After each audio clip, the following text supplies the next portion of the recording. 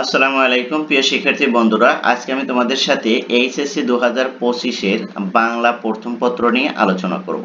আজকে আমরা আলোচনা করব এই যে সোনার তরী নিয়ে। দেখো এই সোনার তরীতে কিভাবে তোমরা 10 থেকে 12টা মার্ক তোমরা এখানে পাবে। ঠিক আছে, সোনার তরীতে 10 থেকে 12 মার্কের উপরে তোমাদের সব সময় থাকে। ঠিক আছে, এই সোনার তরীটা তোমরা যদি একটা গল্প যদি ভালোভাবে যদি পড়ো, এর সিকিউ এবং এমসিকিউ যদি তোমরা যদি দুটাই যদি ভালোভাবে পড়ো, তাহলে এখান থেকে তোমরা ইজি ভাবে তোমরা করতে পারবে, 13 থেকে 14 মার্ক তোমরা ক্যারি করতে পারবে। যদি তোমরা শুধু আর কোনো গল্প পড়ো নাই, সোনার তরীটা পড়েছো, ঠিক আছে, এই সোনার তরীটাও যদি পড়ো তাহলে এখান থেকে তোমরা 12 থেকে 13 মার্ক কমন পাবেই পাবে। ওকে, তাহলে বুঝতেই পারছো যে এই সোনার তরীটা তোমরা কতটা গুরুত্ব দিয়ে পড়তে হবে তোমাদেরকে। তোমরা যদি এখান থেকে যদি 13 থেকে 12 থেকে 13 মার্ক যদি তোমরা যদি এখান থেকে কমন ফলাতে পারো, তাহলে কিন্তু এটা কিন্তু তোমাদের জন্য একটা বিশাল একটাই হবে। ঠিক আছে, তোমাদের এ প্লাস পাওয়া কিন্তু খুব সহজ হবে। এইভাবে কিন্তু আমরা প্রত্যেকটা গল্প ধরে ধরে কিন্তু আলোচনা করেছি। ঠিক আছে, তোমাদের গদ্য অংশে প্রত্যেকটা গল্প ধরে ধরে কতগুলো সৃজনশীল পড়তে হবে আর কতগুলো এমসিকিউ পড়তে হবে সবগুলোই কিন্তু আমরা আলোচনা করেছি, একদম গল্প ধরে ধরে। ঠিক আছে, তারই ধারাবাহিকতায় আজকে আমরা কি করেছি, গল্প শেষ করেছি, এখন কবিতা অংশ এসেছি। কবিতাটা আমরা এভাবে কি করব, ধারাবাহিকভাবে ইনশাআল্লাহ শেষ করব। দেখো, এক নম্বরে আমরা দেখব যে এই যে ময়মনসিংহ বোর্ডে 2023-এ আসছিল এই কোশ্চেনটা। ঠিক আছে, এই নৈবিত্তিকটা। তারপরে আমরা দেখব যে এই যে যশোর বোর্ডে আসছিল এটা 2 নাম্বারটা। ঠিক আছে, যশোর। তারপরে দেখব হলো যে যশোরের পর আর এখান থেকে কোন সিকিউটা এসেছে। ওকে, যশোরের পর এই দুটা সিকিউ, রাইট, এখান থেকে এই দুটা সিকিউ আসছে তোমার হলো দুইটা বোর্ডে। তাহলে দেখো এখান থেকে সিকিউ কিন্তু মোটামুটি এবার কনফার্ম থাকো যে এবার কিন্তু পাবা তোমরা সিকিউ, বিশেষ করে ঢাকা, রাজশাহী, চট্টগ্রাম এই 3 বোর্ডে কিন্তু এবার এখান থেকে সিকিউ পাবাই পাবা। ঠিক আছে, তোমরা ধরে রাখো এখান থেকে সিকিউ তোমাদের একটা কমন। ওকে, এই তিনটা এখানে কি দিছি আমি, দুইটা দিছি। ঠিক আছে, এর সাথে তোমরা আরেকটা পড়বা, সেটা হলো এই যে রেসিডেন্সিয়াল কলেজ, আর একটা আছে হলো তোমার হলো এই যে এখান থেকে এই যে বীরশ্রেষ্ঠ নূর মোহাম্মদ পাবলিক কলেজ। ঠিক আছে, এই চারটা, এই চারটা অন্তত এই দুটো হলো তোমাদের হলো মাস্টার।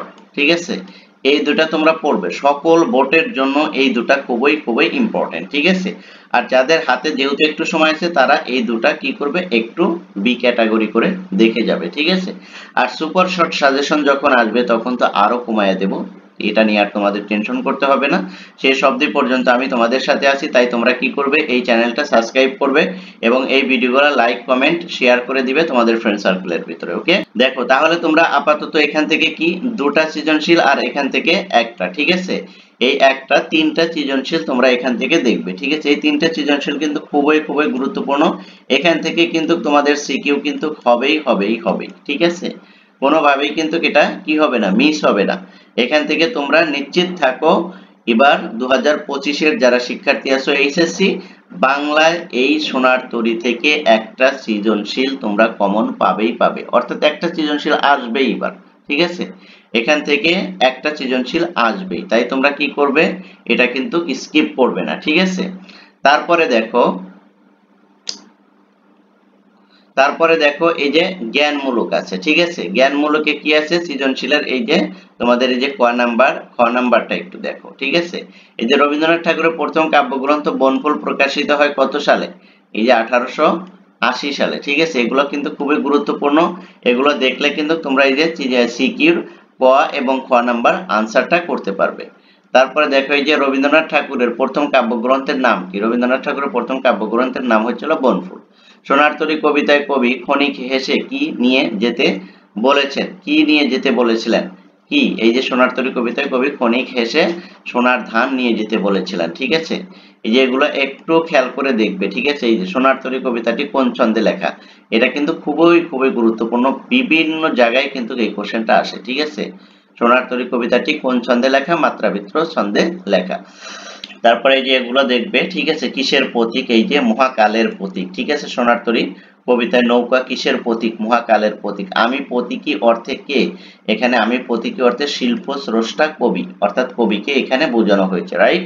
তারপর দেখো এই যে এখান দিয়ে আছে, ঠিক আছে, এখান দিয়ে খ এবং গ আছে, এটা একটু অস্পষ্ট দেখা যাচ্ছে, তোমরা এটা কি করবে দেখে নিবে, ঠিক আছে, তোমরা এটা সবাই বাসায় এটা দেখে নিবে। তারপর দেখো যে বহু নির্বাচনী আছে, এখানে বহু নির্বাচনী কোশ্চেনটাও একটু অস্পষ্ট এই পেজে, ঠিক আছে, তোমরা এটা দেখে নেবে। রবীন্দ্রনাথ ঠাকুর কত খ্রিস্টাব্দে নোবেল পুরস্কার পায় সেগুলো আছে, ঠিক আছে, এই যে 13 সালে।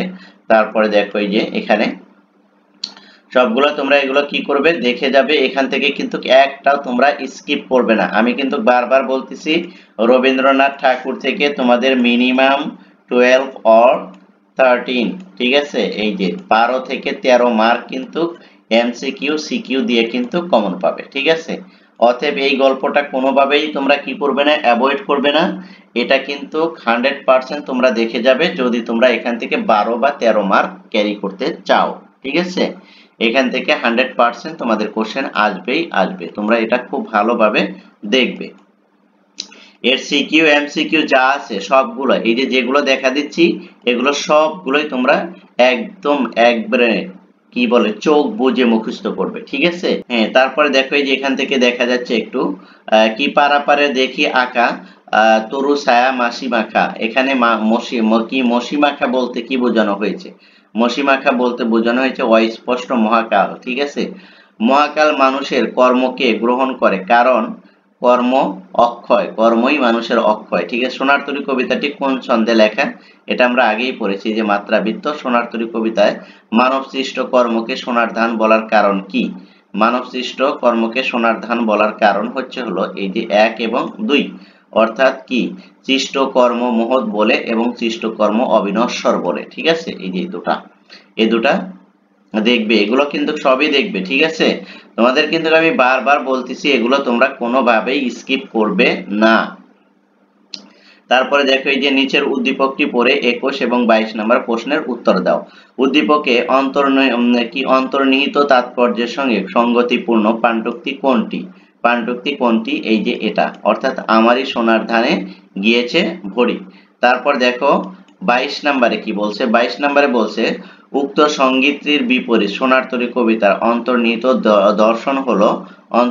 দর্শন হলো এই যে মহাকালের, এই যে তোমার হলো খ নাম্বারটা, ঠিক আছে। 2 নাম্বার মহাকালে মানুষের কর্মকে গ্রহণ করে, মানুষকে নয়। 3 নাম্বার হলো মানুষ নশ্বর, তার কর্ম অবিনশ্বর, ঠিক আছে। এই দুটা এগুলো কিন্তু দেখবে, এগুলো কিন্তু একটাও তোমরা স্কিপ করবে না। আমি কিন্তু বারবার তোমাদের বলছি যে যেই নৈবিত্তিক গুলো দেখাচ্ছি, এমসিকিউ গুলো দেখাচ্ছি, সিকিউ গুলো দেখাচ্ছি, এগুলো কিন্তু একটাও তোমরা মিস করবে না।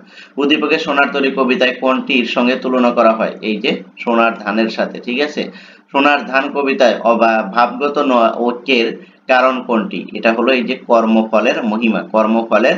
এখান থেকে এগুলো তোমরা খুব ভালোভাবে দেখবে, এখান থেকে একটাও তোমরা কি এমসিকিউ মিস করবে না। সিকিউ 3টা পড়বে, সিকিউ কয়টা পড়বে? সিকিউ পড়বে হলো 3টা, আর এমসিকিউ পড়বে হলো সিকিউ আছে 3টা আর এমসিকিউ আছে প্রায় কি কতগুলো 22-23টা সিকিউ আছে, ঠিক আছে। তাহলে এমসিকিউ তোমরা 22-23টা পড়বে আর সিকিউ পড়বে হলো 3টা। তাহলে কিন্তু খুব সহজেই কিন্তু এখান থেকে তোমরা 12-13 মার্ক কিন্তু ক্যারি করতে পারবে, ঠিক আছে। একটাও স্কিপ করবে না, খুব ভালোভাবে এগুলো দেখে যাবে। এখান থেকে কোশ্চেন কিন্তু 100% এবার পাবা, ঠিক আছে। মিনিমাম 12-13 মার্ক পাবা, নিশ্চিত থাকো, এর বেশিও পেতে পারো, কারণ এই বছর এখান থেকে কিন্তু প্রচুর পরিমাণ কোশ্চেন সেট করবে, ঠিক আছে। সকল বোর্ডে এখান থেকে কোশ্চেন সেট করবেই। তো আজকের ভিডিওটা এ পর্যন্তই থাকবে। এই ভিডিওগুলো যদি ভালো লাগে তাহলে অবশ্যই চ্যানেলটি কি করবে, সাবস্ক্রাইব করবে, আর তোমাদের ফ্রেন্ড সার্কেলের ভিতরে এই ভিডিওগুলো শেয়ার করে দিবে যাতে করে তারাও দেখার সুযোগ পায়। থ্যাংক ইউ সো মাচ, আল্লাহ হাফেজ।